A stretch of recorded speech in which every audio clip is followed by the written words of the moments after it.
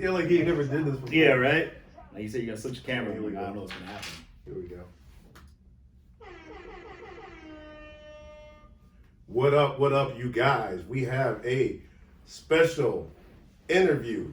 My boy CJ just came in out of nowhere in Milwaukee, told me he was downstairs. I've been trying to get him in the studio for a minute. But we're about to learn CJ and who he is and everything about CJTV. This guy is blowing up. He is out there with the protesting. He's doing everything. So we're gonna interview him, see what we need to learn from him. My name is Hamin Phillips, and you guys are watching Raw Topic. What up, y'all? Okay, so now they're gonna do the intro. Just found me eating chili in the lobby. Like, man, why don't you come on in, man? Enjoying this chili. That's what I'm doing. Yeah. I saw CJ. He was down at the chili place downstairs. I think he had, what do you have, chili with the cheese on Man, top? I had chili with cheese and sour cream. And then this dude just came up and was I like, said, hey, CJ, is that you? I'm going to interrupt your lunch for a minute. Yep, he came upstairs. We in the studio, so he is here, you guys. The interview you guys been wanting to see. CJ is in the house. Thanks for coming, man, from Seattle. Pleasure to be here, man. All the way from Seattle. What's wrong with that right there? I had it turned off, too. I Right. Promise. So, CJ. Yes, sir. Just give us, we know you from CJTV, but you started, you had another page before that, and you've been in the game before that. Just give us the beginning of when you started streaming, IRL streaming. Yeah. In Seattle, you were at with the Chop. Yep. So you've been doing the protesting for a while. Just give us how you started from the very beginning. Yeah, well, For people that don't know. Yeah, for anyone that hasn't keyed in on what I've been doing, I started off legit. I was at my house in Seattle, and I started seeing some of the reports that they had on some of the mainstream media, about what was going on post George Floyd, and it didn't line up with what I was seeing actually out in the street. So I went out with my camera, my phone, and just started kind of first time I ever hit live, first time ever, and went live with it, and realized that a lot of people were curious, and so I went back out another day, and grabbed a microphone, much like this one here, and started doing interviews. I was just really curious to hear what people's thoughts were on what was going on and how things were happening, and and then of course we had the Occupy protest in Seattle, the Capitol Hill Occupy protest, which was originally the Chaz, turned into the Chop, and just started making a name for myself there, doing interviews with people, getting to know the lay of the land, and teamed up with a guy named Ian. We kept seeing each other in the background of each other's streams, and kind of doing that whole What was his channel name? Concrete Reporting. Never heard of that one. Okay. So it was jumped in with him. We decided to kind of tag team, and the collaboration worked out really well. And we started doing a lot of coverage between Seattle and down in Portland. There was a lot of protests. They've been doing it every day for 150 plus days down there. And things were, they still are, but they were really, pretty intense right off the jump there. They had like the federal rapid deployment team that came in at one point, and are in that federal building. So things got really pretty heated. And not to say they aren't, but they definitely jumped off pretty quick down there. And so we were going back and forth between Seattle, Portland. Mm-hmm. I made it down to LA a little bit. Wait, how far is Portland from Seattle, by the way? It's about 2 hours. Oh, a little over 2 hours. Yeah, it's not crazy. Kind of like Chicago for me. Yeah, which I'm figuring out. Racine. Yeah, because Kenosha is a little bit closer, but still, it's kind of like going from Racine to Chicago for you, Seattle to Portland. And just so you know, Racine is not in Illinois. No. Yeah. Definitely not. I learned that the hard way. I kept saying it. People were like, you need to learn your geography. And I was like, I haven't been home, guys, in a month. Kenosha and Racine are brother, sister cities in Wisconsin, you guys. Just so you know. And by the way, you guys, drop your city in the comment section. Let us know. Let CJ know. Especially if you're a fan of CJTV. Let us know where you're from, what city, what state. Drop that in the comment section. And you guys, feel free to ask CJ questions. I am going to be watching the comments. So if you guys got a question for CJ. There's a lot of technology around us, guys. A lot of technology. Yes, CJ's in a whole new world. He's being schooled today on in-studio streaming. This is the warmest I've been with the microphone, I think, since I started Really? this winter. Man, I'm always, every time I got a mic, I'm yesterday it was freezing in Chicago, right? Gosh, it was cold. We were in Chicago yesterday with the Black Vote Matter rally, and it was a windy city for sure. Man, hey, for real, you guys right by the lake. I don't know if you've never. I know a lot of people that are on with me are from the area, but for everyone back home and in the Seattle area, different kind of cold, totally different kind of cold. You get that lake breeze that comes off. Man, CJ, you got people from all over. We got let's see, let me bring this comment up. We got Sherry Nelson from Portland. What up, Sherry? How you doing? We got Lauren from Kenosha. Oh, there you go. Keno. It's Kenosha. We got Jesse here from, let's see if I can pull up his comment. Horn Lake, Mississippi. Have you ever heard of Horn Lake, Mississippi? I don't know, but Jesse's down there repping. Anyway. You are allowed talking. Yes, I talk You got a voice that carries. I scare people when I talk. They think I'm about to fight. Yeah. You think you're about to fight? They think I want to fight when I'm talking. And you're a big dude, too. So yeah, I was a little dude. I did a show called Mad Madhouse. I was like, this is on the Sci-Fi Channel. I did a show called Mad Madhouse. Did I tell you about this before? No. Okay, I did a reality show for Sci-Fi, Mad Madhouse. It was in 2004. Literally, if you watch it, I was about 190 pounds. Get out of here. Yeah, 2004. I had to live with 5 people of alternative lifestyles. I had to live with a vampire. You guys can watch this on YouTube. Man. Where can you find it? You can find it on YouTube. It's called Mad Madhouse. Check it out, guys. I was one contestant out of 10 contestants total. You're contestants. I was a contestant. So you're competing for something. Competing for $100,000. Oh. I lived with a Wiccan witch, a voodoo priestess, a modern primitive who's a guy, he was all tatted up, he hanged from hooks, a nudist. Like the sun ceremonies where they do the skin, like bone through the skin thing? Yeah. Ooh. He was doing all, he was tatted from head to toe. You call it modern primitive, and he hung from hooks and all that. Wiccan witch, a nudist. What was your shtick? I was just a contestant who had to learn the lifestyles of all these different people, and I had to accept their lifestyle. And I got hung up on the voodoo witch. What you mean hung up? Like I got scared. Oh, you got scared. Okay. Now wait, it's funny you said seeing each other because the Wiccan witch actually wanted me to sleep in her room the first night I got there. Ooh. She was like, "I want you," and I'm looking like, and she looked pretty good, so I'm like, "Bet." So that was like a real funny moment. That was a real funny moment in the show. Everybody got laugh out of that one because she picked me out. She's like, "I want you," and I'm like, looking at everybody like, "Is this normal?" I said, "Okay, cool, let's do it." You were the wild card, man. I was the wild card. You were the anomaly. So yeah, but if you look at that, as you mentioned, I was a big dude. I'm like, dude, I was once like 190 pounds. Once upon a time. But all my cousins, like, they were all, beefing up and they were getting all swole. I'm like, dude, I'm tired of being skinny, So what people don't know about you is you're only 22 years old. So yes, you were like 9 years old when this came out, I think. So, at least. So it was odd for that witch to be lying, I'm 44 years old. But I was about 29 at the time of the show. Okay. Young. But yeah, if you guys get a chance, check out Mad Madhouse. It's on YouTube. It actually did. It was in America nationally. Okay. But then it went very huge in the UK. Like the UK loved it. Yeah. I guess they like the vampire and all that crazy stuff. Hey, no argument. I'm not gonna say. I don't want anyone knocking at my second story window in the middle of the night. But let's get more on you.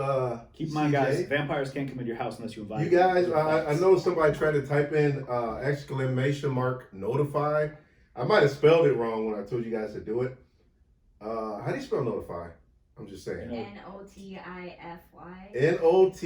Notify, you guys. If you type in Nikki is helping us in the back end, you guys. She's on the background laughing at us. She's got a slate board. But if you guys, I got a chat command in the chat box, you guys. If you type in ! notify, you will automatically be notified when I go live. Do you use that? Yeah. You turn on that chat command? It's been happening a lot lately. I didn't. Yeah. It was a big yellow box. When you type in ! notify, the yellow box will pop up, and it will say that you will be notified the next time I'm live. So yeah, for anyone on my page, you guys want to like, just like share, this. follow, just like she did it, you guys. I just pinned her. Yeah, sis got it. Sissy or sis? How do you say it? However you want, But but what's her name? Sissy? Ms. Teal, if you're nasty. Ms. Teal. Okay. She also said, Sissy said, been with CJ since he hit the ground. No one like him. Oh, no one like him. It sounded like she said no one likes him. I didn't say nobody. It said no one. I'm like, okay, no one likes him. All right. My mom does. We got so you guys we're gonna keep talking CJ, but I just want to let you guys know before we keep doing this is to have your questions ready, because this is his interview moment. You guys only really see CJ when he's out on the street. Sometimes he does do his Q&As, but this is your time to really get to know him, because he's going to get a little bit more personal with us than he does normally. I'm going to get some stuff out of him that you guys have yet to see. We're going to dig into it. So we're going to get very personal, you guys. So if you got a question for CJ, he has to answer it. Ooh.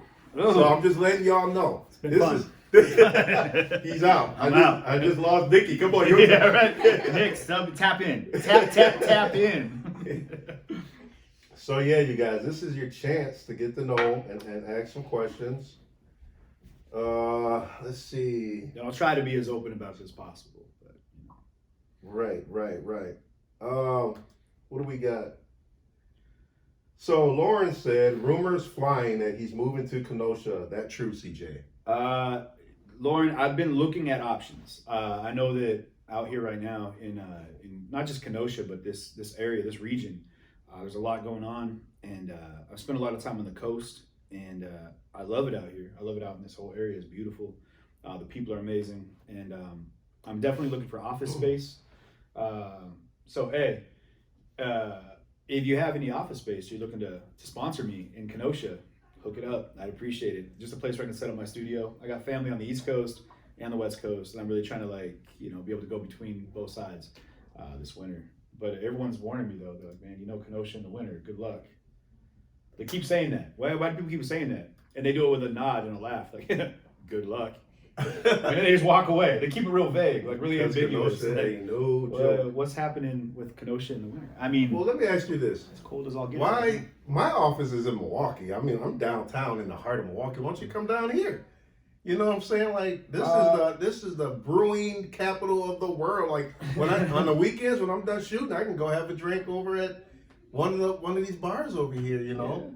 Yeah, Bad Jeans around the corner, and you've been to the chili spot. I did. They got some of the worst hot dogs in town, but you know what's funny, man? Is you mentioned hot dogs. I had a roommate, Hotham, actually, guy, big dude from Brooklyn, and I come home one day and he's like, "Hey man, I saved you that water." And I was like, "What water is that?" He's like, "That hot dog water." I was like, "Wait, what?" And he was like, "Yeah, man, I made hot dogs. I saved you the water." I was like, "What are you talking about, man?" He was like, "Well, you're white dude, right? White people love hot dog water, don't they?" What were you supposed to do with the water? That's what I said. And I was like, "Wait, what am I going to do with hot dog water?" And he's like, "Wait, you're telling me that white people don't love hot dog water?" To do what? That's what I was wondering. And then he said, and I was like, "What am I doing with it?" He's like, "I don't know, maybe macaroni and cheese or something." What the? Is that a thing, y'all? Do people use hot dog water to make mac and cheese? I don't know. You know, that sounds like it might be good. You put hot dogs in. You let it marinate with hot dogs, and then we just opened up some people to some new culinary opportunities. Yes, you guys. New experience. Boil your macaroni and cheese with the hot dog water first. Yeah, you got to cook the hot dogs. And then put the noodles in there. And put the noodles in there, and you have hot dog infused macaroni. And you can also find that probably at Captain Mike's down in Kenosha, because they got a macaroni stuff. Amber said, "Ew." Hey, don't knock until you try it, Amber. Yes. I'm not gonna lie, I haven't tried it yet either, so I can't validate. I can neither confirm nor deny. But hey, sis, I'll never leave Washington completely. My mom would beat me. She made it very clear that God created the Northwest and just threw blessings to the rest of the world. So I'll always keep home in Washington. No, this is the guy I actually know. I'm looking to drop in on office Corey, you space funny. in Kenosha, so that's what's up. No, Corey, I did not have sexual interactions with the Wiccan witch from the show. That's what I was waiting for you to tell us. You left the cliffhanger. What happened? But if I did not kiss and tell you guys. So yeah, y'all can watch the show. Tell the truth. All right, I'm gonna put this in here. Tell the truth. But I love when people whisper to me, get questions, answers they don't want people to hear. They like lean in. I'm like, I know. you're It's getting like, closer to the mic. it's like right? leaning in don't mean you gonna tell me. It's like Microphone, it's yeah. almost like you gotta tell them when you lean in. It's like all that pressure is like All the pressure's on me, to be honest, but my man's over here like copulating with aliens and witches. here's one that may be interesting. I don't know. Yeah. Let me see. What's CJ, that? have you been able to process the trauma from everything that you have seen? And if so, what helped you the most? Jesse, That's a good one, Jesse. That's a good question. Honestly, yes and no. It's wild because I've been around so much. I've lived a pretty Privileged life, yes. no, far from it. I mean, more so than most, I'm sure, because of the natural society is going to put me in a position where I'm going to have those opportunities. But I've lived a pretty. I've had a lot of hard knock. You know what I mean? And I've got a lot of rough and tumble situations. But then I've seen a lot. I've been through a lot, and I think more than I would hope a lot of people ever have to go through. So I thought I was kind of, I've always considered myself built for this kind of thing, for the, conflict zones. And but Kenosha, to be real honest about it, like at one point in my stream, I think it was night 2, I was standing in front of the furniture store. It was just flames as high as the eye could see. You had the DOC building burning over here. There was cars exploding behind me. And I was just trying to yell people in their houses to get out of their houses. Trying to get my I just straight here. And I had to set my feet down on top of a car and just kind of I cried for a little bit. I just felt I've never felt that helpless in my life. Wait. Back up the truck. Beep, beep. Yeah. First of all, if you're gonna cry, you have to cry live, dude. That's how you get the views, man. Yeah. You telling me you put the phone down to cry? Man, Everybody knows you have to cry on camera. I cry a lot as it is, man. I got choked up driving in today doing a personal thank you to my chill community. A big shout out to the chill community. How is that group going? Tell people your group, by the way. Oh yeah, so we've got our clips crew, but we've also got the chill community, a couple thousand strong there, and just awesome, man. It's a place to come chill out, take a lot of the heaviness off of the typical stream, and have a laugh, make fun of me basically, which we figured is happening already. So might as well find a channeled network that we can focus that on. But to wrap that question, so I. After everything in Kenosha, especially after the shooting, I realized that it hit me pretty hard, and everything kind of just came to a head. And I haven't really had a chance to talk to anybody, but I'll tell you what does help, to be real clear about it, is this community, like having this connection, this type of community where we're able to commiserate and other people that have gone through things, and being around people that are experiencing real life trauma. IRL as it is, like actually experiencing that with people. Can you tell people what that means, IRL? In real life, which is a term, honestly, my sister would laugh because I've never used it up until about 3 days ago. I've never said like IRL. Did you even know?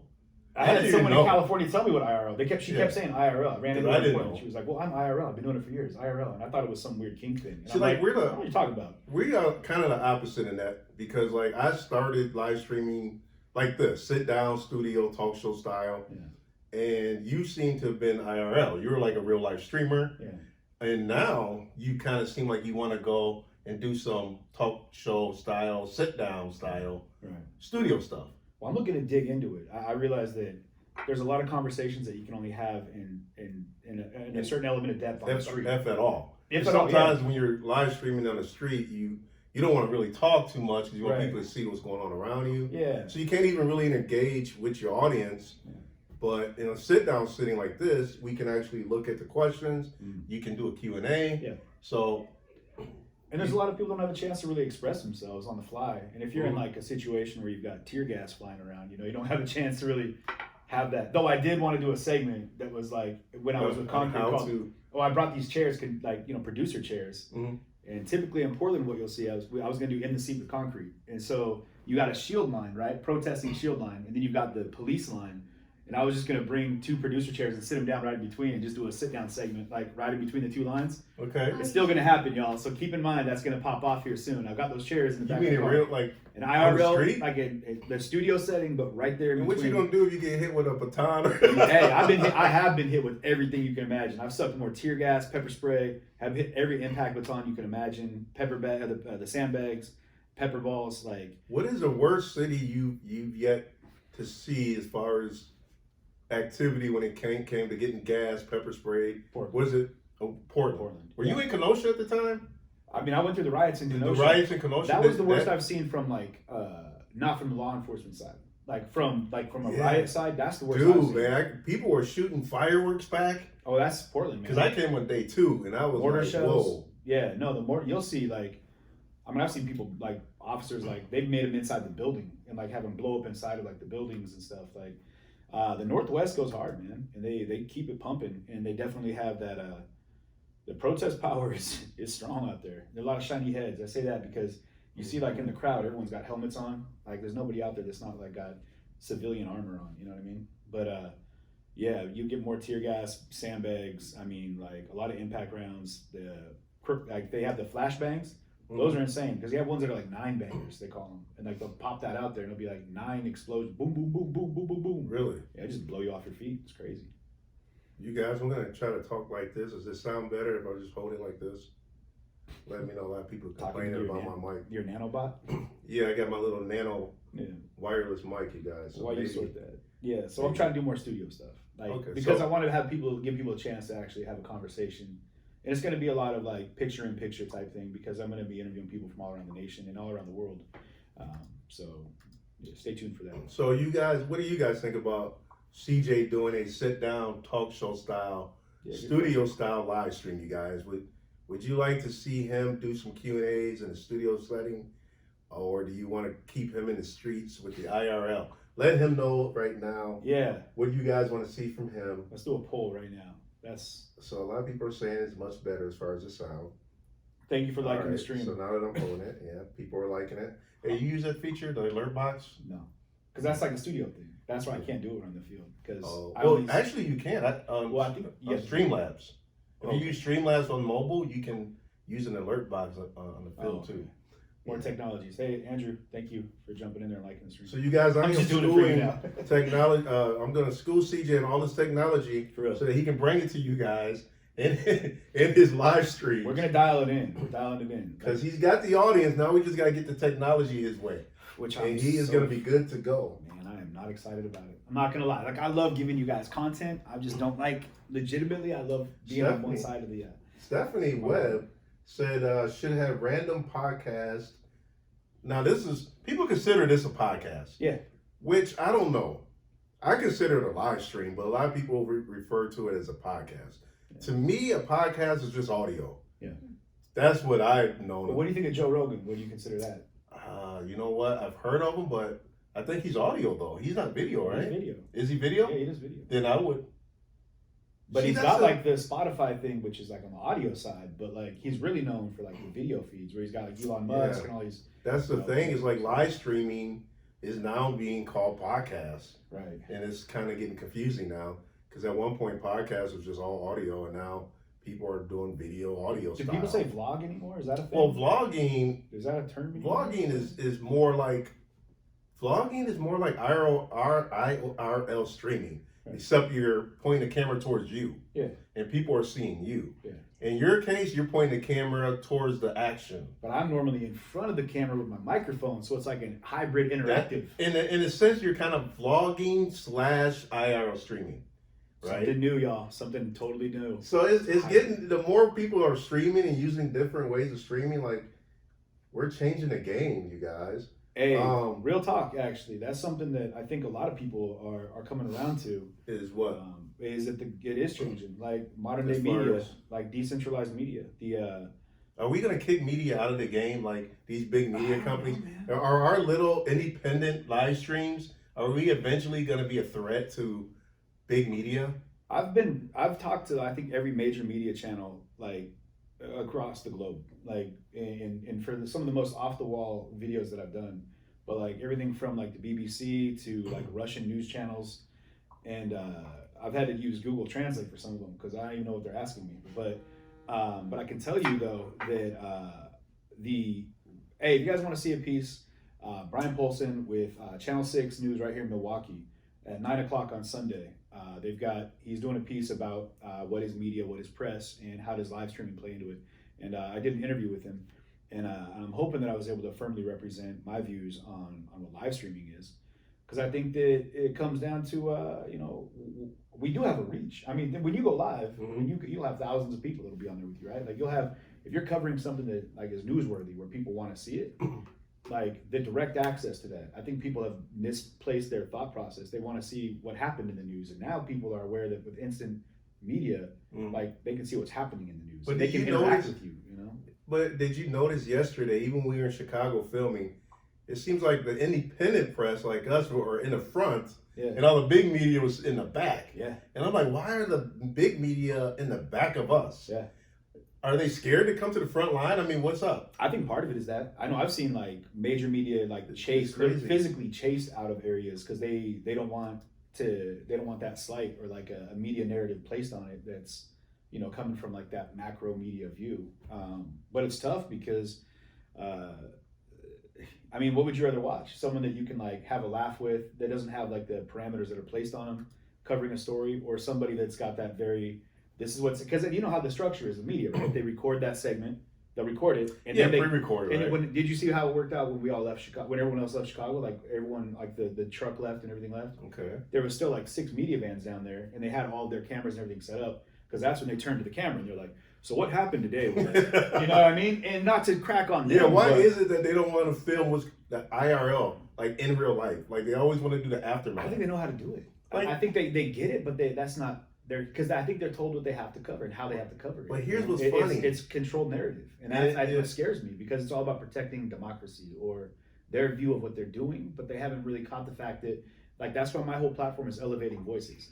Because I don't want to hear what you think the news is all about. I want to hear what these people are that the news is about. Like, what are your thoughts? Like, what's really happening inside the story? And I love the fact that we get to talk to people like in the crowd. You know, like Cortez Rice walks up and says hi, and I'm like, oh man, what's up, Tez? You know, what's been happening with you? There's an icon in this movement. You know, I'm getting a chance to talk to Jacob Blake's family and George Floyd's family, Breonna Taylor's family, and you know, Marcellus's family, and these other people that are involved in these big moments in media right now. But it's interactive because they don't have to worry about there being a media slide placed on it. Where they're not going to cut and clip and turn them into a meme almost. You know what I mean? I think that's what people are afraid of. But what was funny to me, and this is kind of when I saw this really happen, is when you were the only independent streamer media in Chicago when the guy was hanging off the ledge of the Trump building. Yeah. I'm like, why is no one else there but CJ? They had one. Like, you were the only news person there for hours, and then the news comes the next morning after the dude is taken off the building. That was frustrating. So you stayed up, what, about 15 at least hours? 15 hours? Yeah, I was out there in the cold. Until the dude came. Did you ever interview the guy when he came down? I caught the only interview with him coming out the building. He was handcuffed to the gurney, And you're like, hey, sir, so how? Yeah, hey, stay tuned. I got another video that we were able to meet up. Our network was able to friend him, and we were friend to friend, but we were able to get a video clip that he sent out that I don't think anyone has access to before he escaped custody and got picked back. I don't want to say custody, but he escaped observation. He was on his way to the hospital for observation, and he was did a MacGyver on his handcuffs or something? Guess, man. He dislocated his thumb. I'm just kidding. I don't know what he did. From what I heard, I don't know if you ever seen the movie The Last Dragon, but I think when he break danced out of the ropes, he was like break dancing out of the handcuffs. He was like boneless from MC Hammer's crew back in the day. Just popped his bones out. Pop, lock, and popped and locked it. Yeah, but that was interesting because I did see major media out there. They had like an area, and they stayed way like a couple blocks on the other side of Wabash Bridge of the canal in Chicago there. And where I was at I was able to walk around, and we were talking about it actually earlier about the mobility of my camera, and I think that's where like that IRL thing is incredible to do, because you've got this camera that's, you don't have to have a whole crew with. You don't have to have it plugged into a van or like, a generator. You can walk around with it. I keep my backpack. Big shout out to my mod squad for hooking me up with that birthday gift. I can plug my phone right into my bag and just rock and roll. I could jumpstart a truck with my battery on my bag, but I can go at night. But here's an interesting question from Annette Bell. She said, how do you feel knowing that people all over the world are turning to you, CJ, for news coverage? All I see here in New Zealand, is Trump rallies, looters, rioters on TV. You're not scared to get in there. You're not scared to get in there to show us exactly what is going on. And I love that you want to interview both sides of the stories. Good looking in that. So that's what it net. New Zealand, ain't that a whole other country? Oh, we got I mean, am I tripping or what? I think the only 3 places, there's like 3 Central African countries that I think the only places we don't have broadcasting. I think our poll is coming from like every major country across the planet. And it's Really? big. We do shout outs. We get a lot of people in the UK, New Zealand, Australia. It's funny you said it because my biggest audience actually is Africa. Really? Yeah, I got a lot of how do you say Zimbabwe? Yes, Zimbabwe. I need to get paid for this. How do you say Zimbabwe? What are someone from Zimbabwe? Come on now, I'm from South America. Can you speak the fluent language for us, please? Okay. That's safe. That's safe. Way to stay safe. So yeah, I'll tell you to answer that question. How does it feel? Stressful, very stressful in that, because I wonder about the relevancy of what I'm covering, you know, and is it something that people want to see, need to see, and so I try to correct a little bit of the flow and let people know that I'm on an educational journey for me, and I'm honored and privileged to have so many people that want to come with me, because the questions that I ask are ones that I'm curious about. Like when I interview people that are controversial, like the Angry Viking or Proud Boys, it's because I don't know anything about them, and I'd rather hear it from the source than to Google it and listen to what someone else had to say about them, and when I can just go straight to the source. And so it does get a little nerve-wracking having people look to you as a main media source, because I'm not a reigning authority on anything. Like I don't even know me all that well. I'm trying to figure me out, let alone, you know, tell you all the details of another group or organization. So I just feel like it's a blessing to have this interactive media platform, because people are able to be involved. You know, I think that's the beauty part about this IRL thing is, like, what major media can't do is they can't have someone watching channel whatever ask a question like we're doing right now and be involved in it. And I learned that really in a big way in Kenosha, when everyone that I've talked to that was watching it, like they had the TV up and they had like Corey Elijah. Big shout out to Corey Elijah out there in Kenosha. You know, I've been trying to get Corey. What I wanted to do was get you, Corey Elijah, Never Stop Media, Lakota. Yeah. I wanted to get all the streamers in on one stream. Yeah. And I want to get everybody in on this big panel. And just get all the streamers to talk about their experience of streaming or their angle, their perspective, why they're doing it, how they got started, so that the audience can kind of see all these streamers. We need that. Yeah. We need because they're different. They appeal to different demographics. Right. Different so it'd be nice, you know, to be able to get everybody in on one big stream. Nikki, you got a question? I do. I think that because you fit that category, I should be the one asking the questions at this point. I love it. And all of you could be at the table. Moderator. There it is. You can do that. Yeah. So Nikki has volunteered you guys. And I can't turn the camera, but if you guys eyes on Nick. If you guys haven't watched Nikki's show, Nikki, say hi to the camera. Hi. Nikki did a show. Put your face in there, Nikki. She's been helping us, but she was here for she did her own little interview herself. So watch Nikki's interview. What do we call it? Rise? Yes. You can see that on my Raw Topic Yes. page. Nikki tells her story of substance abuse and how she beat the system and got out of the system because of her uprising and her fight. So check out her video and as well. Yeah. So yeah, CJ. But I'm saying Kenosha real fast. Yeah. A lot of people were watching not so much just to have something entertaining to watch, obviously, because it wasn't entertaining. It was terrifying. But so they could better relate with what was happening in real life. Like legitimately, that's where the IRL actually made sense, where they needed to know where the fires were burning, where the riot was, so they could figure out if they were safe or if their business was safe. And so it was a really interactive mapping of what was happening in the events that were taking place in the streets in Kenosha.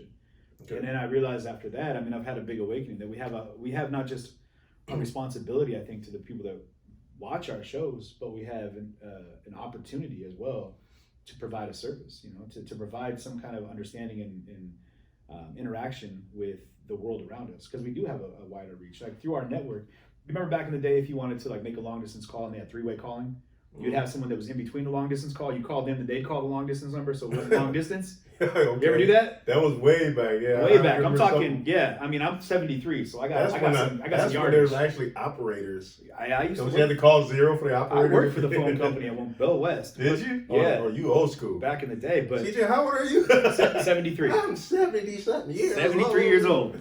Pushing young.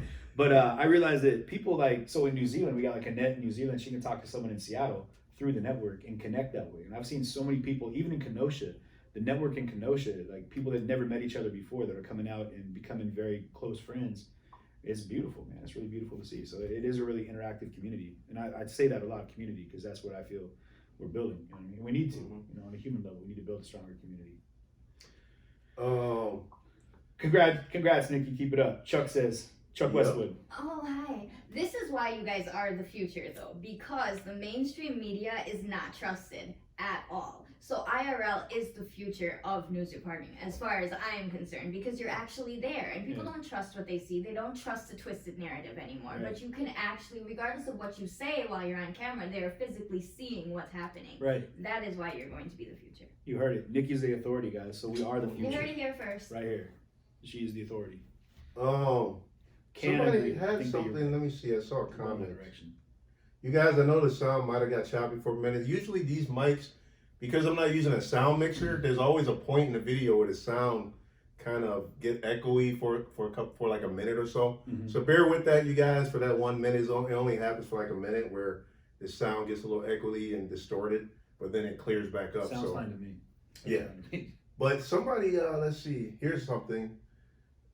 Cassie, how do you say it? Sissy? Okay, I keep getting messed up. I know. Sissy said that's what makes CJ so special. A lot of conversation from both sides, and that allows you to form an understanding of what's really going on in a situation. Good looking out. Thank you. That was from Sissy. Yeah. I'm trying to I work on it. It's tough though, because a lot of times, I like to have my mic, but you got to have like a cameraman, and that's where I think that MSM, like the mainstream media, is going to start coming around to being more interactive, I think, with what we're doing. And they're going to try to reach out and maybe not employ you, but almost, remember the field correspondence, like war journalists, that type of thing. Someone mentioned that today. They were like, you guys in the stream world are kind of like modern day war correspondents, because you're out there like, one man like crew that's kind of showcasing what's happening and people can see it for themselves. But and I mean, you hear a lot of terms. It's scary to think, man. People keep saying things like civil war and whatnot with this election. So. Well, what did Trump mean when he said stand back and stand by? What was that? Stand back and stand by. Like, what does he mean by that? So what was your take when you heard that? It just played right into what I've been hearing everybody say. Because I went to a Trump rally up in Janesville. I remember you streamed that, right? Yeah. How was reception, by the way? Amazing. Was that a good stream? Yeah, it was. Because other people's was getting all messed up. Somebody said it was a jammer or something. You gotta pick where you stand. You know what I mean? And you gotta step away from MSM because they got they suck up all that signature. But yeah, the reception was great. I mean, from the crowd, that reception was great. But a lot of things people said is I kept asking. I was like, what happens when Donald Trump wins the election, or what happens when Biden? What do you think would happen if Donald Trump won? If Donald Trump, if the election goes no, let me. What would happen if he lost? That's a better question. Okay, that's the thing, right? So I had a guy come up to me in the gas station the other day on my way to Chicago, actually, and he came up and he looked at me and he was like, my mask wasn't on at the time, and he was like, "Oh, you voting for Trump?" And I was like, "What?" And he was like, "That's how I gauge people, if they're wearing a mask or not. That's how I can tell if you're a Trumper or not," or whatever he said. But he was good observation. And I was like, okay, and I was like, so I asked him. I was just getting my Dunkin' Donuts coffee, and I was like, "Hey, what do you think is going to happen if Biden wins?" He was like, "The country's in trouble." And I was like, "Okay, what happens if Trump wins?" And he was like, "You're going to have war." And I was like, dang. So, and what got me is I said this on my stream and people got it confused. I was like, from that, and I said it at the Trump rally. I was like, well, if the common consensus is if Trump wins, we have war, civil war, and if Biden wins, we just have to deal with uncomfortable interactions. I mean, I'll let you guys do with that what you will, right? Like, but I think that really, I think there's going to be a large push from Trump. I mean, I've seen it already with like down in Portland with the federal forces that he put down there, and he was putting in some of the major cities. You had, he said basically what he said. He said these liberal democratic cities, if you can't control your people, I will. And so he put this rapid deployment team out there, and they were out, and I saw some pretty horrific things happen at their hands in Portland, like legit. Just saw it from my own eyes, and on the stream you could watch it. And that's not me formulating an opinion or a viewpoint as to why they were there, what they were doing there. I'm just saying what happened while they were there. And that's for everyone else to kind of figure yourself out. But with that kind of ability to have that executive power, you wonder, is it going to be a situation where they're going to, where he will be able to go ahead and implement his control on situations like they have these everyday protests and things like that. And people are going to push back. So I do see there's going to be, I feel, and I'm not saying this to sell, to sell fear or you know. But I think there's going to be conflict. There's going to be conflict either way. If Trump loses, I think if Trump loses, I think that the people that are they're going to get emboldened with their push with what they're doing right now with a lot of these protests.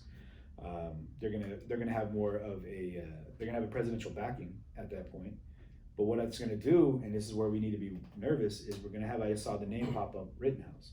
Yeah. You're gonna have people that are on the other side of it that are gonna feel an obligation to come out armed to protect their cities, because they're gonna feel like now they've lost the ability from a presidential standpoint to have control and order in their cities. So now you're gonna have more militia presence. You're gonna have more armed citizen presence. And that's what scares me, because right now it's a protest and it's not a conflict, right? But what I think might happen is we're gonna see real conflict where people are gonna say, get off my lawn, get out of my streets. Like, we're tired of this. We have 4 years we gotta deal with you, but I'm not gonna let that happen anymore. I'm tired of it. Like, even without the president being in charge and being able to say he's gonna send in federal troops or whatever he's gonna do, say, put the National Guard in, people are gonna start doing it themselves. And if Trump wins, it's gonna piss off the people that are already out there, that have been out there pushing, and they might up their game, you know, and then so a lot of them. I know that in DC right now they're already boarding up. Georgetown's getting all boarded up. All DC's getting boarded up, which is crazy to think that in a presidential election they're getting ready for the riots. outcome. Yeah, they're getting ready for riots. Isn't that crazy that we have a presidential election and people do dumb stuff. Remember, LA wins, you know, Final Four, and people riot in LA. Like, why, what? Like, why are you flipping over taxi cabs in your own city? You just won. Well, they were happy, so we gotta give them that. Very political answer. That's good job.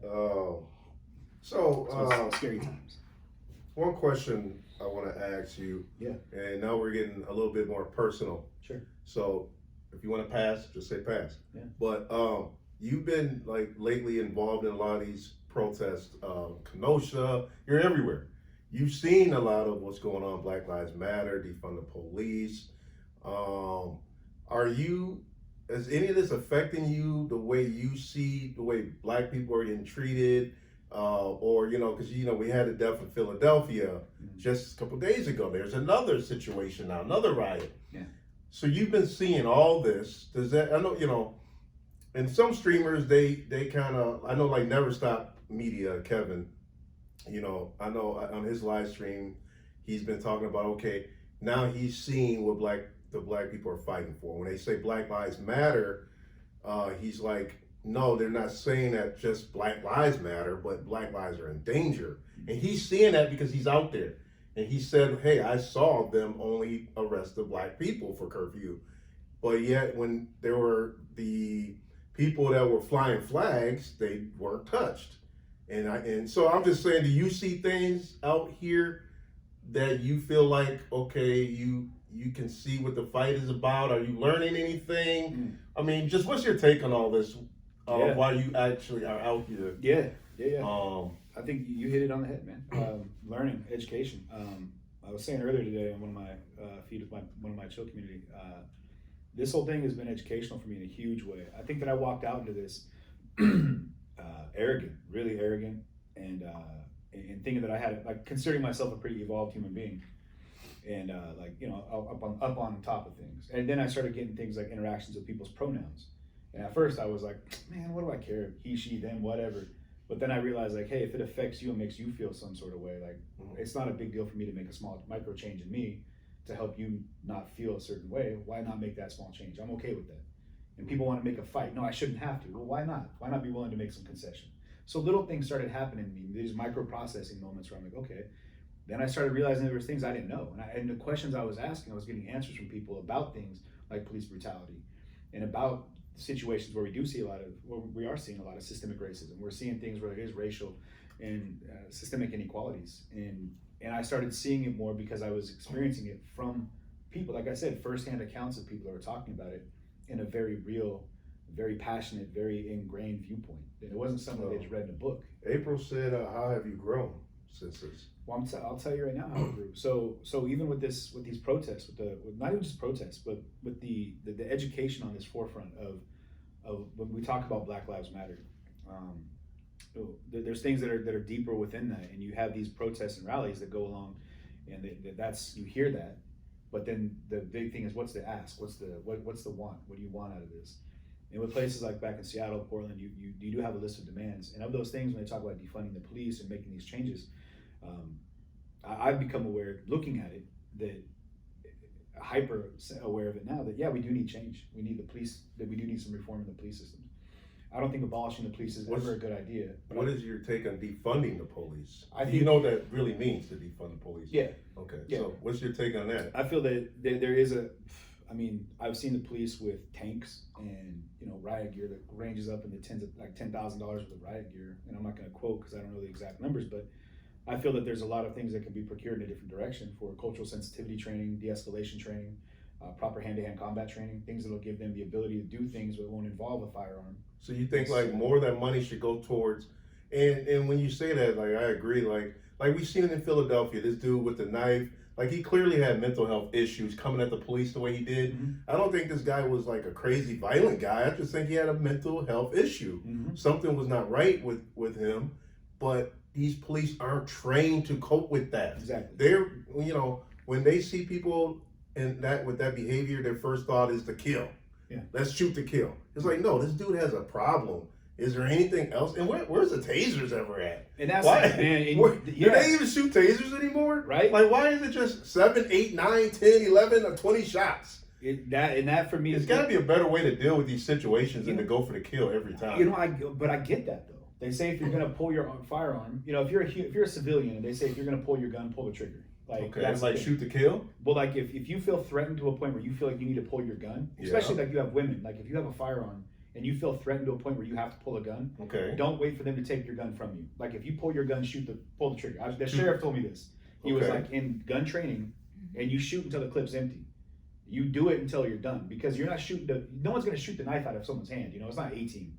You're not gonna like, they shot the gun out of my hand. No, they aim to shoot center mass, right? I get it. They say aim small, miss big. Aim but big, I just feel like, so. And I get what you're saying. If you're gonna pull your gun, shoot. But do they need to have their gun pulled, and do they need to pull the trigger? That's the question, right? And that's what I'm talking about, the training aspect. And I don't know how hard it is to be an officer.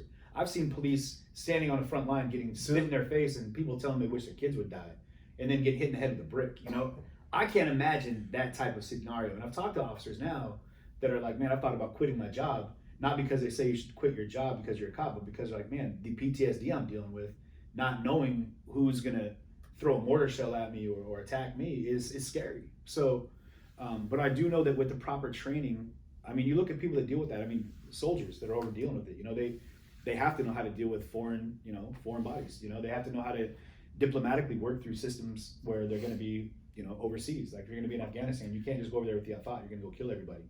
You're there to be on it, you know. But you know what?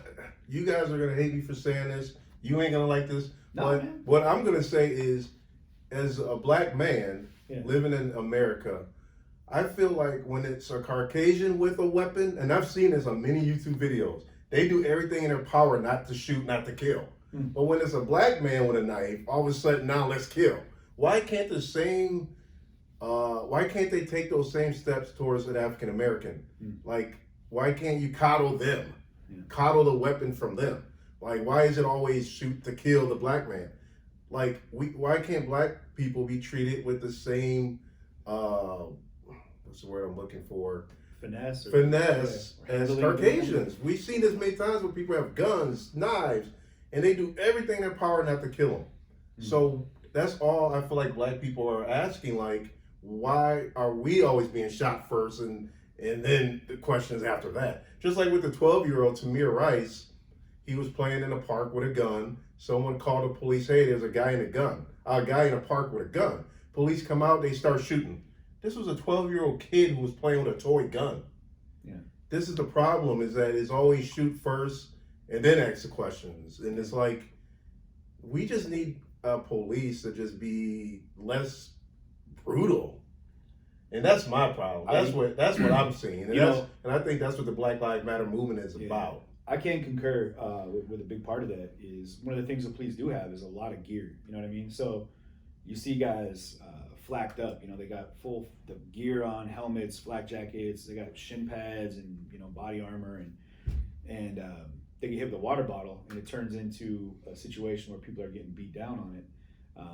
And I think that there needs to be a little more comfort in the fact that that's not going to hurt you. You know what I mean? But what will? What's the next thing that'll happen that cause them injury. But I don't know, man. That's a big question. I think that's the big question. Like, what's it going to take? And I understand that that's what people talk about. When you hear that chant, there's no good cops in a racist system, right? I mean, what we can do is look at it systemically. And that term gets tossed around a lot, but I really feel that on a system-wide level, we can appreciate that. I mean, look, let's just look at it. I like Stephanie's comment, by the way, for you. She said it's wrong. They disarm white people all the time, so they know how to do it. They know how to disarm people. Yeah. So, you know, and that's kind of what I was saying. Like, disarm first, and if that don't work, then do what you have to do. But let's try to de-escalate the system. It seems like when cops show up, that's when the violence starts. Well, you know what you did? You hit it on the head. Like, you talk about that guy with the knife, right? He obviously had mental issues, and that's a system that I think needs to be changed as well. The police are called with situations where there's obviously someone who's not got it all together, right? We need to have people that are trained therapists, psychologists that are able to go out in the field and be a part of this process. Like, you can have an armed escort, you know what I mean, a police officer, and maybe two, like a caseworker, someone that might know the individual or have an understanding of how to deal with somebody with psychological disorders. I personally know people that are close to me that deal with like bipolar, manic depressive schizophrenia. All right, and you know they have a side to them. And I know they hear voices, and I know that they're amazing people, but they do things radically because they interact with these things in their head. And that's scary to me to think that, like, if my good friend, like, who I consider a brother, like John, if he were to go out and put himself in a situation where he was responding to this psychosomatic situation, that he might get shot because someone didn't understand that he's not acting out of malicious intent, right? So those are things that need to be changed. But I also feel that there is, within all of us, there's a microaggression that we need to work away from. And it comes down to the fact that we're only a couple generations out of slavery. You know what I mean? If we look at it that far, you know what I mean? We're not that far away from a situation going back where that was a part of our nation. You know what I mean? And if we think it's going to change overnight, we're wrong. And if we think it's going to change for us, I think we're wrong there too. And that's where I think we need to focus our attention on planting the field that our children can till, and then have a harvest that and I agree. Be a good, healthy, safe, sound upbringing. You know? And you're right with that. My thing is, like, you've been out here with the marching. We actually marched side by side, and from Kenosha to Milwaukee. 38 miles. Yeah, we marched side by side. Yes, we did.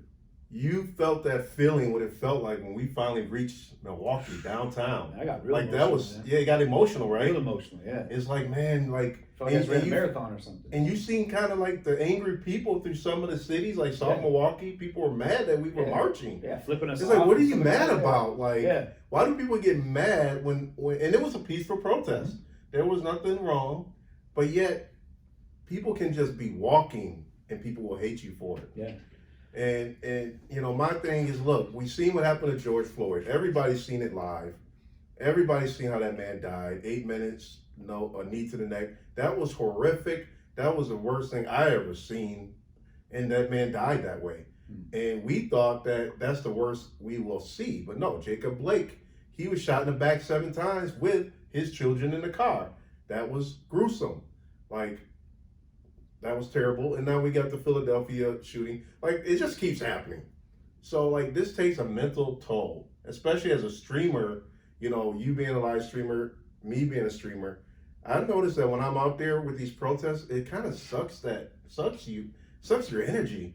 Just the negativity behind everything. Yeah. You gotta take a break. You do. Like, I find myself like burning out. Yeah. Like, I call it creative burnout. Yeah.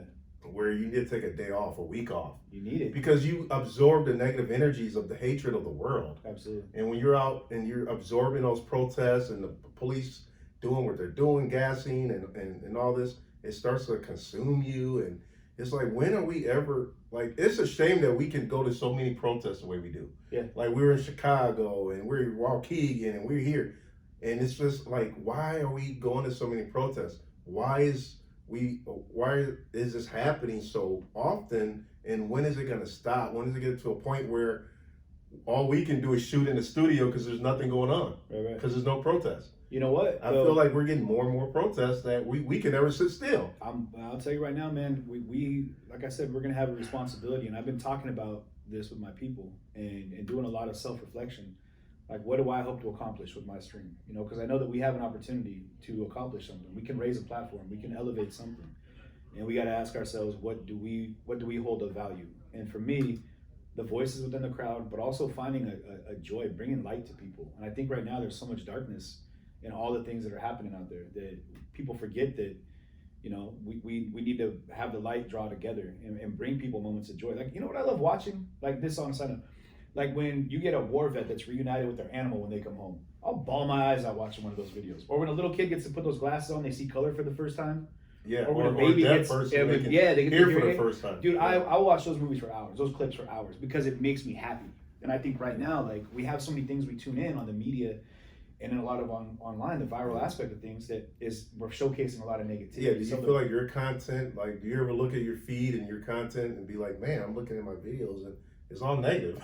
Yeah. Do you ever feel like? Sometimes. And that's why I take breaks sometimes, and I do, like yesterday I did the Halloween show, Taboo. We were just talking about bringing people in your life with negative energy in your home. Does it affect you? Just try to mix it up. Yeah.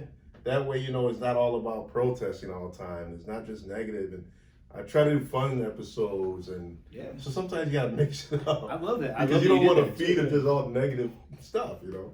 I think but like I was saying, I think what you're talking about is spot on. We need to find things that we can give people that give them access to that'll bring joy to life. You know what I mean?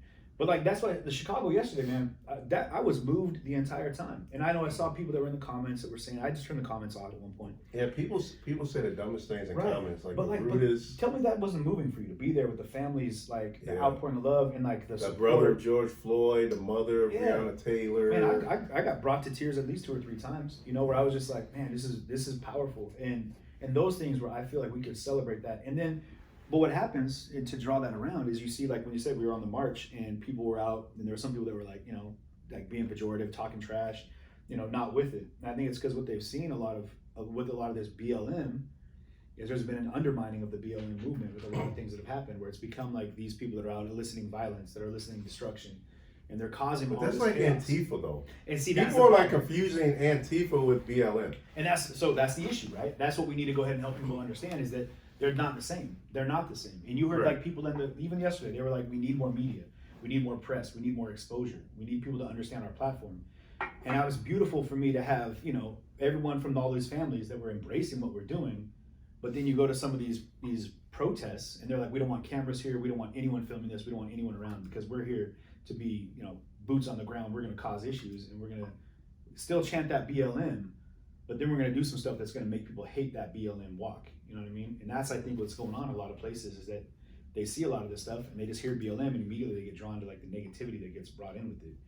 And so, like I said, we can elevate a platform of awareness that doesn't have to be one that's cooked up by this Antifa presence that's telling people a certain way, you know, or showing people a different way than it could be, which is, there's a lot of amazing positivity. Like, people are talking about bringing God back into the protests. They're putting. I like those signs, Jesus for 2020. Right, you know, it's like that's right? true. Yeah, like that's what's Jesus up, is the only one that can save us. Like, ain't no Trump, Biden. Jesus and God can only save us now. Amen. Like, no man is gonna do that. You know. Isn't that sad though? You know, like talking about religion and politics now, we don't do that because it's taboo. I'm like, what? Let's take the taboo out of that. Let's get people back to being able to have political and religious conversations and accept it. That's okay, man. Like, we need more of that. Stop trying to separate church from state. You know what I mean? We need more church in state. I'm not saying we need to have a church-run state, but I think that people need to feel safe to go ahead and pray to who they want to pray to. And if you got issues with it, man, you're gonna have a rough day when you die, because you're gonna realize you lived with a lot of animosity in your heart. And like Macklemore said, it doesn't matter who you pray to. When we die, it's all the same guy. And I like the conversation, you know, we had a little earlier off camera. I hate the comments where people feel like a death was justified because they were a criminal. They had a criminal background. It's like, oh, George Floyd, he went to prison, so he deserved to have been choked out and killed. Man, when did it come down to paying your debt to society? That's what prison's supposed to be about. Yeah, my thing is, who makes the cops, the judge, the executioner, and the jury? Right. That's not the cop's job, is to decide if you're going to go to court to see a day. You know, it's like the cops shouldn't decide your fate. You should have a second chance in life. You should be given a second chance, not killed on the spot. And that's what we're seeing out here, is that these cops are becoming the judge, the executioner, and the jury. And that's what is making the movement of Black Lives Matter. That's why they're out there fighting, saying, look, we are being executed we, our lives matter. And they're not saying that no other life matter, but they're saying, look at the videos and look what's happening to us. Yeah. And I hate when people say, well, all lives matter. It's like, no shit, but you're not the one being choked out for 8 minutes. Yeah. You know what I'm saying? And it just makes me mad. I don't get it when people say that too. Like when they say you hear back there, because it's like a rebuttal. Like, yeah, well, all lives matter. Like, well, if you're okay with all lives matter, then you should have a problem with Black Lives Matter. Because that's one of the all lives. Right. I'm just saying. But people get so upset it's a fight. With the movement. It's polarized. That's the issue. They polarized it. They made it to a point where, like, if you are a Republican, you're a racist. And if you're BLM, you're a terrorist. You know what I mean? Like, you want to undermine the core ideology and fundamentals. You're against God. You're against the church. You're against the nuclear family. You're against all these things, right? There's all these viewpoints that are pushed out there. And it blows my mind because people have stopped wanting to listen. And I think it's because it's hard to know what to believe, And that's where people need to go back to faith. And I think that's what we're talking about a little bit right there, is that if you don't know what to believe, lean on God. You know what I mean? And I don't mind saying that's one thing that, like, people are like, well, you got to be unbiased. I'm never going to be unbiased about the fact that I'm a Christian. I'm never going to be unbiased about the fact that, like, I pray, And I know through the grace of God, I've been able to, like, do what I do. And I've been safe through things that no one should have lived through, And I feel blessed to be here. So we need to spend more time praying, man. We need to pray, people. Yeah, you need to get out there and pray. Vote and pray. Only God can save us now, for sure. I mean, as mankind, we are struggling right now, like, badly. And if we don't all wake up as people, and if we don't all wake up and say we are all the same race, we all bleed red, we got a problem, and we're gonna have a problem. And, like, things need to change, and people need to, like, literally wake up to the matrix and know that. Unplug. Yeah, and see that, look, we as people need to do better. We as people need to change the narrative of the future for our children and for the fate of this country. Because America was once, quote unquote, the best country to live in on earth. And now it's like, is America the best country to live in? Because I've met people from the UK that says, look, we don't have this problem in the United Kingdom. You don't see Black people getting shot like this. Like, we're all treated equally. And I'm like, wow, really? That's why they have sticks. Yeah, they don't even carry guns, right? Right. Those police in some countries don't even carry guns. They have armed officers. They have to announce themselves like armed officers. Let me ask you a question though. So, and this is something I'm curious about. So, like, remember when there was the big string of school shootings? They had like Columbine, and there was these situations that kept coming up. And what stuck in my mind was I kept hearing things like it was the worst shooting since, and then it was the next one, then it was the worst shooting since, and it was like it just kept becoming an escalation of these events, right? Right now we've got these shootings that are like we're talking about that are Black people that have been killed by police in police brutality situations, right?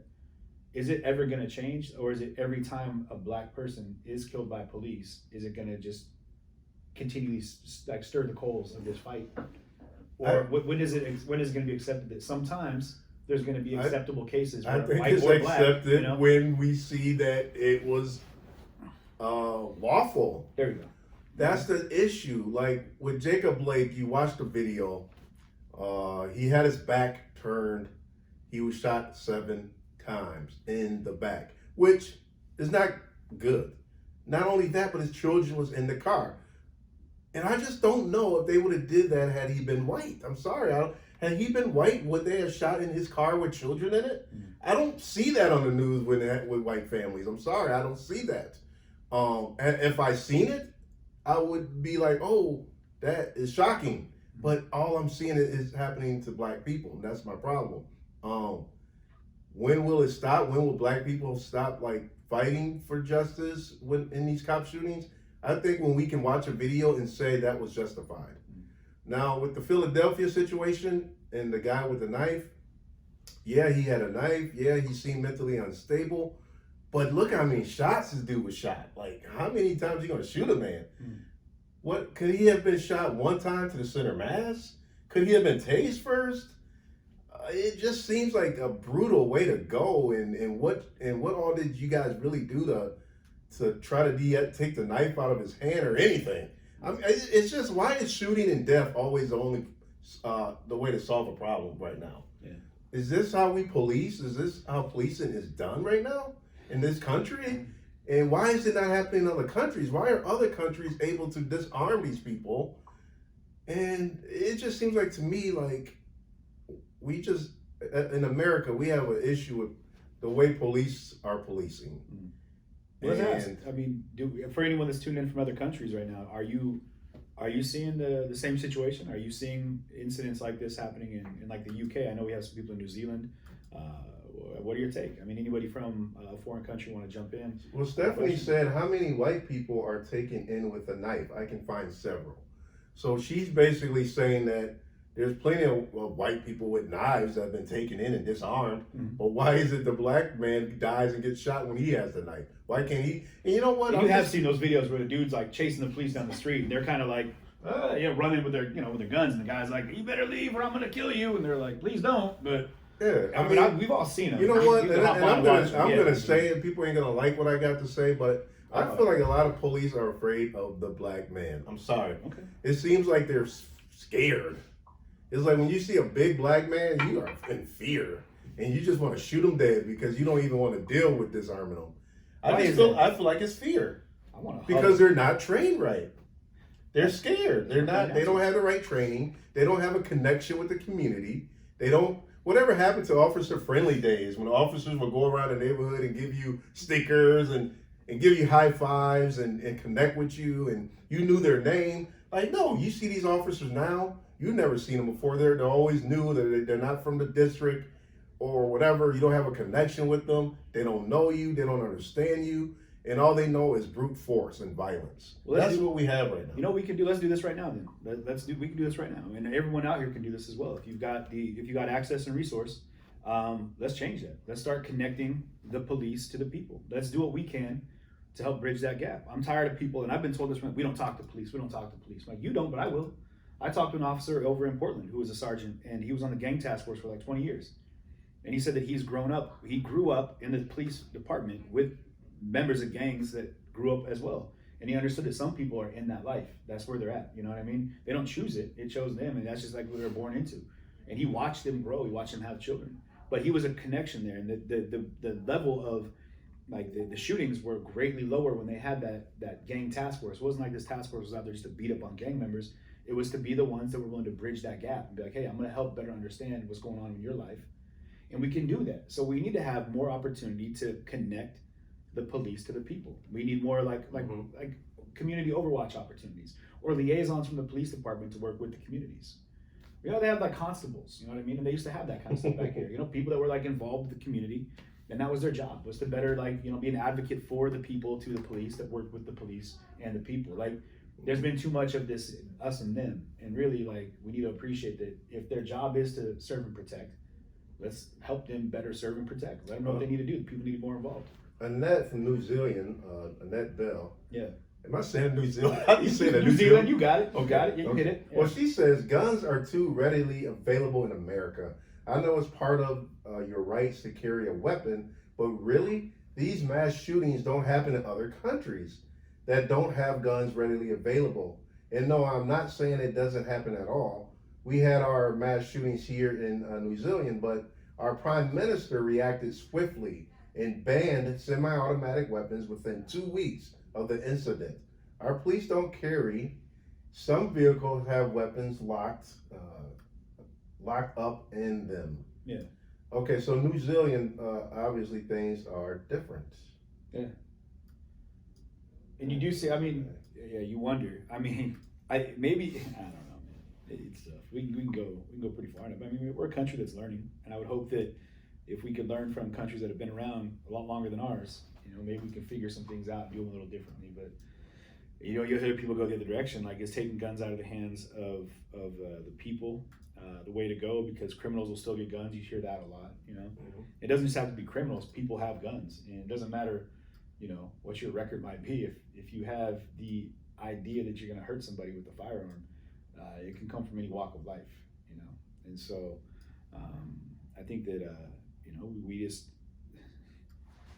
need more God. we need to pray more. No, but I think that with the police, though, I do think there can be more training in that. I'd be interested to talk to more police. If you're involved in the police department, you have any connections, I'd love to do a ride along. I would love to spend some more time going the other direction. I would love to spend time actually asking these questions to the police. What kind of training do you go through? Do you have like cultural sensitivity classes that you go? I know that companies that I've worked for, when I worked for a phone company, every month we'd have I'm to sorry, I gotta laugh every time you say I work for them. I can't imagine. I was with Who were you, QS. operator or something? I was selling home phone services. Like Oh with my the old, goodness. I remember when the first camera phone came out. I remember the first, yeah. Really? Oh yeah. So, but I'm telling you, like, I think that, like, I would like to ask those questions. Like, what kind of, I know that when I was in that group, we had to do like every month or every other month, we do a refresher course on cultural sensitivity, on how to talk to people on the phone properly. And that was in a phone company. I didn't have a gun. I had a headset, you know what I mean? And so I think that I'm curious, do they have ongoing training for these things, like proper de-escalation training? Do they go through role-playing exercises on a regular, like where they can say, hey, these are situations that might come up, let's be real about it. And if you're in a culturally diverse area, like these are some of the things you're gonna have to deal with. Better immerse them in the community. Like, are these things they do? I can't keep saying in good conscience, like, they have to have these things if I don't know if they do have those things. So if anybody out there in law enforcement land is looking to openly talk and wants to go ahead and communicate and showcase some of these training seminars, whatever they're doing, please reach out. Reach out to me. I'd love to be involved.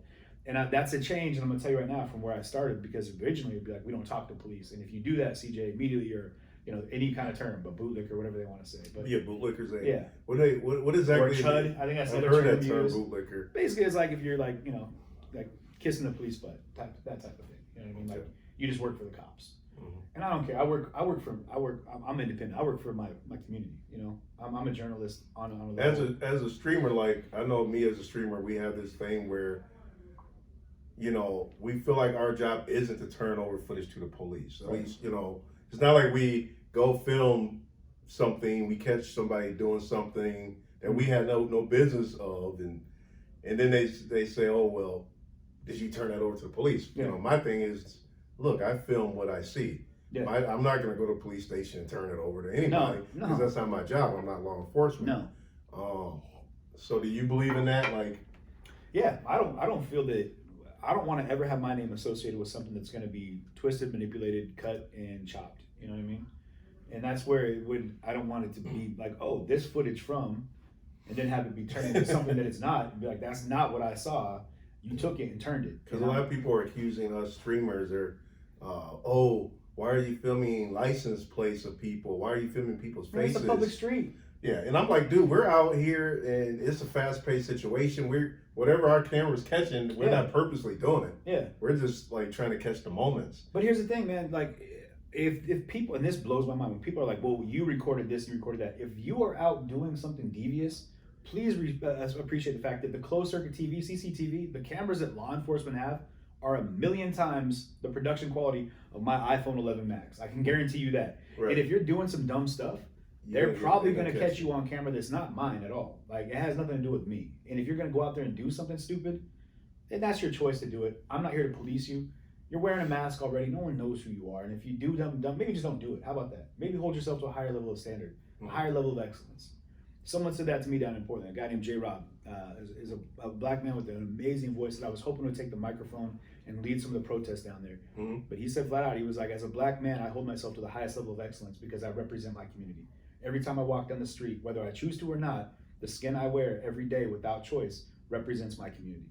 So as a police officer, every time you put that uniform on, you hold yourself to a higher standard of excellence because you represent every officer out in those streets. So if you do something dumb, all of you just did something dumb. And that's what we're talking about right now, is we have to hold each other to a higher level of accountability and a higher level of excellence. So when we have our cameras out there and we're covering these live streams and we're out there watching people in the streets, if you don't want to be seen, it's because something you're doing probably shouldn't be done. And I'm gonna tell you right now, if you don't stand behind what you're doing, don't do it. I 100% stand behind my interviews. I 100% stand behind the questions I ask because I really want to know, and I know people do too. But if you're afraid of like giving an answer, maybe you have to rethink what you have to say then. You know what I mean? And I've told them flat out, I'm not going to give you my camera anymore, but I'll give you my microphone. I don't care what you look like. I don't need to know who you are, but I want to hear the reason that you're out here. I want to know what your motivation is for feeling so strongly about what you believe that you're going to come out in these streets and do what you're doing. And if that's how you feel, then go ahead, man. Talk to me. And 9 out of 10, well, they want nothing to do with it. And I'm sorry, but I have to question your motives then. I have to question your understanding of what you're really out there doing. And genuinely, because I'm questioning what you're really out there doing. That's what I'm trying to find out, you know? But if you don't know, maybe rethink that before you go out and cause destruction, mayhem, and chaos. You know what I mean? So, you know, in closing, Because we're going over an hour and 20-something minutes. Oh man, that's good. That's like 3 hours short of the normal stream. So we're good. We're all good. In closing, I think people want to know what is, and you probably answered this earlier, but I probably don't remember. Are you relocating or not? Yeah. He's like, oh snap. If my mom's watching, no. But I am looking for options in the Midwest. Because you've been here for like a good month. I've been here for a month. I came out for my birthday and I haven't left. I'll be back in November. We're doing a benefit. Are you doing Airbnbs? What are you doing? Hotels? Hosted by my community. Oh, hosted. People like, in my community. what do you call that? They call that something. Just general hospitality. Hospitality. Yeah, I got people in my community that are amazing, and they open up their homes and their cars, and just playing a part and being a part of this. That's what's beautiful, and a big shout out to everyone that supported me from the beginning and supports me even from yesterday. It makes it all possible. I mean, having a place to stay, the relay of information, people that are actively involved. You guys have all made all of this where I'm at right now, sitting in Milwaukee, talking to my man, like in this show, 100% possible. And I wouldn't be out here doing it, I don't think, had I not got the continued support, the positivity that I get, and 100% the drive to give you exactly what I'm giving you, which is this educational journey that I'm on. I think we're all trying to learn something, and I hope every time I turn on my camera, we can just add another arrow to our quiver of healing and continually progress ourselves towards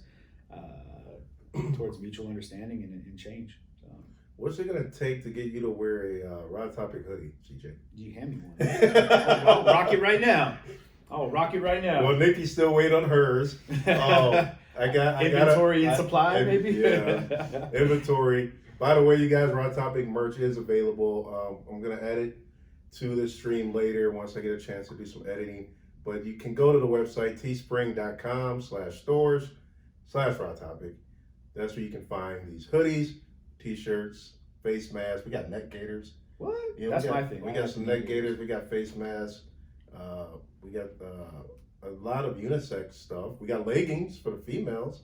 So you guys check that out. I'll wear some leggings. I'm wearing leggings right now. We're going to get CJ some leggings for the females that want to see that.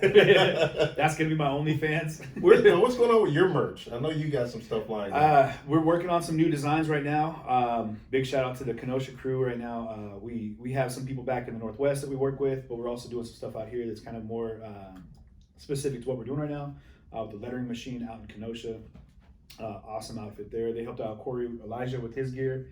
And hey, big shout out to Corey Elijah, man. Like, I really want to make it clear, like, the local streamer, even Kevin and these other guys are out here doing it, but like, I defer to their. Corey's been around doing it for a while, man. He's not. Oh yeah, definitely. Corey, and he's just one of the nicest people you'll ever meet. And I've been trying to connect with Corey. We did talk a little bit. We just can't seem to work out a day for him to come on the show. But yeah, Corey, come on the show, man, and we want to interview you as well. And then I want you back with the guys. Anytime. I want to get you back with Corey Elijah, Kevin from Never Stop Media, Kristen from Rundown Live. How do you say his name? Rundown Live. You know who that is, right? I know you know him if you see him. I would know him by song, yeah. Rundown. He had a video that went viral because he caught the Kyle Rittenhouse. The police giving him water. Oh, okay, yeah. He's got like a little. Yeah, I know you're so talking about. I think his name is Kirsten. I can never say his name right. But he's my mom doesn't know my name. He's Rundown Live. He's from out of Milwaukee. Right. So yeah, we want to get him on as well. Lakota, Lakota. Yeah. Lakota, and then your boy Andrew from what's the Mr. Mercado? Mercado Media. Mercado Media, yeah. So we can get all these guys on. Yeah. I think people would enjoy an episode like that. Oh, just a whole bunch of local streamers. You see, we did one with Haram out of Austin, Texas, who just got beat up by a group of protesters, actually. What? Yeah, anyone wants to put it. Yeah, he got attacked. He was out covering a day protest, and they attacked him and busted him up, gave him a big black eye, broke his gear, took his stuff. They didn't want to be refilmed. And they're in the middle of the day marching down the street. A small group. They just How bad did they beat him up? He was in the hospital. He had a big black eye. I think they might have cracked his nose. Couldn't they just ask him to stop streaming? I think they did, but his thought is like, man, you're in a public street. This is my, And granted, you got to read the room, and I get that. But physical violence is never something you need to jump in on people like that. That's not acceptable. That's totally unacceptable. And you're in the middle of the day doing a march. Now there is a attack thing. Somebody for filming you. Kevin from Never Stop Media just had a big. I love his Q&As. I don't know if you ever watch his stuff. Yeah, I see it. Kevin's known for his sit-down rants. Yeah. And he will rant and just go on in a tangent, and I love watching that. But he actually talked about this because he was kicked out of a couple protests in Milwaukee. Yep. I think he's good now. He's actually been doing a lot of TPR in Wauwatosa. TPR has been doing a lot of protests. They've been protesting for like the last 26 days or so. And that's the People's Revolution. The People's Revolution, yeah. But at first, Kevin was getting kicked out. They were telling him to stop filming. They would turn off his feed. And Kevin said, look, I know this is public streets, but when people tell you not to film them or to not film their protests, and you listen to them. And that's kind of his thing. So he respects that. And I kind of agree with him. It's like, look, I'm not, if people don't want to be their protest filmed, it's their protest. Sure. I'm not going to film it if they ask me not to film it. And that's just the rules. So if you're going to disrespect those rules, then there's consequences, and you might get jumped. And I'm not trying to do all that. So if you want me not to film, I'm not going to film, period. That's the whole read the room thing, right? Like, you have the right and the freedom of speech, and you're allowed to, public access, public location. But here's the issue I have.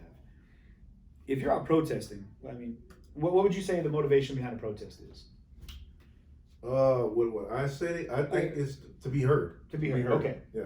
So if you're out protesting and you want to be heard, you want your platform to be heard, you want to elevate what it is you want the world to hear, why then do you kick people out that might have a platform that would get you heard? And that is the issue that I have. So my thing is, like, I get down to it. I'm like, all right, cool. Like, that's where we talked about podcasts earlier. Remember we were saying, like, well, podcast, video blogging, whatever. Like, if they're cool with it, like, turn off the camera, just turn on the microphone and be like, all right, cool. I need to see who you are. I just want to hear what you have to say, because I genuinely feel people want to know. But you got to read the room. And if they're an angry group, like I had to deal with it in Seattle. They were like, hey, CJ, we don't want you recording until the police show up, is what was told to me. And there was other people streaming, but they selected me. And for whatever reason, maybe it's the reach, maybe whatever. And it was frustrating because I watched what happened on that march. There was spray painting, this, that, the other thing. They were telling people in their own homes not to record them while they marched down their street in their front yard. And it just made me more angry, because I'm like, how is it that you have the right to censor people in their own home of what they're allowed to record in their own living room, watching people in the street in front of their own house, and that was frustrating for me. And then it almost got physical at the end, it got borderline violent. And I had to make that choice too. I was like, all right, you know what? This isn't worth me getting into a fist fight over. It's not worth it, right? It's not. Right. I'm good. I'll walk away. I have no problem. I'm not. Yeah. My ego is not so inflated that I'm going to sit there and banter with somebody or fight with somebody over.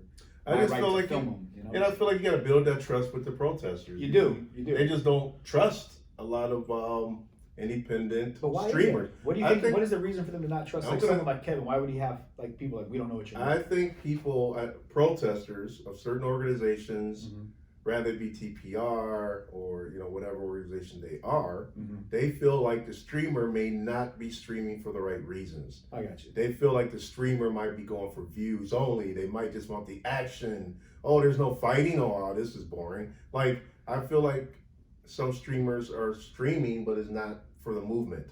And if protesters feel like you're not there for the right reason, they don't want you there. They don't want you there just to get the views. They don't want you there just to film the fights or the violence or whatever. They want you there to support.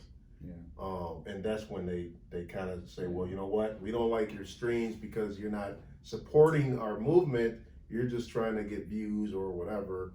And then they may not want you to film. But here's the issue I have with that, though, is if their goal is to get views and your goal is to be heard through views, but you're afraid that like they're just there to film the fights, like maybe don't have any fights. Maybe if they're just there to film the chaos, maybe don't have chaos. But like some of the things that I've seen out here, like the protests that I've been a part of out here and being able to march with the people that I've been involved with out here has been beautiful. And I don't mind saying that. Like, it doesn't matter what your belief system is. It's been open arm welcoming people that have said, hey, thank you for being here. We need more people like you to be out here giving us the reach that you do. And I think maybe it is because they realize that I'm not out here trying to I don't have a negative attack. I'm not attacking the protest in any way. I really genuinely, I want to understand better. And I hope that it's the understanding that we have out here in this region, especially, is that I'm genuinely trying to educate people through their words, not mine. I'm not the teacher. I'm just the lens that is going to provide in the microphone that's going to give people an opportunity to better understand your views. So, but it is tough because you do have to build a certain reputation, and it's a fine balance, man. Like the fact that I interviewed police from the beginning, people were real uncomfortable with that. Like, I can't believe you talked to the police. And I'm like, well, I want to hear what they have to say too. Like, why wouldn't I? Like, don't you want to hear what they say? Like, if they say something ridiculous, wouldn't you want to hear People got to be careful, or vice versa? Because I've seen this before. People that really don't know what they're talking about calling some live streamers informants. They got to be careful when they do that, because you can get someone killed. You can. And you don't even know what you're talking about. Like, yeah, they'll say, "Oh, that streamer is an informant. That streamer." It's like, dude, that's ignorant. Give me, and people have been mad at me for being with certain streamers, saying, "Well, did you know that streamer did this?" I'm like, no, I don't know that. I don't have proof of that. Yeah. And I just know this is a good person. Yeah. So like, I don't like when people accuse other streamers of being something that they just heard from someone else. Right. It's like, you have to be careful when you accuse people of being informants and things like that, because you can get them killed. And just because someone told you that, or you might have heard that, or you think they're a bootlicker, you still cannot put out false narratives about someone that is not true. Facts. Because all the streamers I know, which will be you, Corey, Elijah, Kevin from Nonstop Media, the Rundown Live. I've been with all these guys. I've walked with all you guys, and I've not seen any of these guys hand over any footage to the police or show me that they're an informant in any kind of way. Yeah. And people will DM me and send me messages saying, "Hey, why are you with that person? What are you doing? Like, that person is an informant. That person works with the FBI." And it's like, or who the told NSA. you that? Where'd you get this information? And where's the proof? And they can never. And it's just people. And these are the same people that watch the streams. Like, why are you on their streams then? That's the thing. Why are you watching? You know that? better. You know that it's like, I hit record. Anybody. I know you're not just talking about me. I know you're talking about. Yeah, I'm talking about. No, I'm talking about a lot of streamers have Right. been accused of this. Oh, yeah. And I think And it's getting to a point where it's like the Salem witch trials, where everybody's getting accused. But it's always because somebody heard crucified something, over something right? that's not even true. Yeah, they heard it from someone else, and it's like, well, watch the stream, man. Like, there's no. That's the beauty part about, and I say this all the time. Like, if you have questions about what I do, watch what I do. It's 100% in real life. Like, there's no question about it. Like, and if you feel like as you're watching the sea of cameras that are out here, that I'm somehow more of a threat than anyone else, then you kind of are confused just in general ideas. Like, that's not how it works. Like, there's 50 cameras every time you turn on any protest. You know what I mean? So no one person is going to be a threat to anybody, more than another, I think. But unless they are, in which case, I don't know. Maybe I just haven't come across those people, because I don't really know of anybody that I've met that's like, been out like looking to attack and maliciously go after a crowd of people, with a camera. I mean, maybe it's just because I spend my time actually being involved in asking questions and interviewing people. I don't think like that. So, I don't know. Anyway.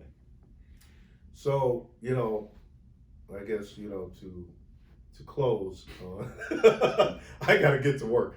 Right. But to close on this whole thing, what is your future in streaming? What would you like to see happen?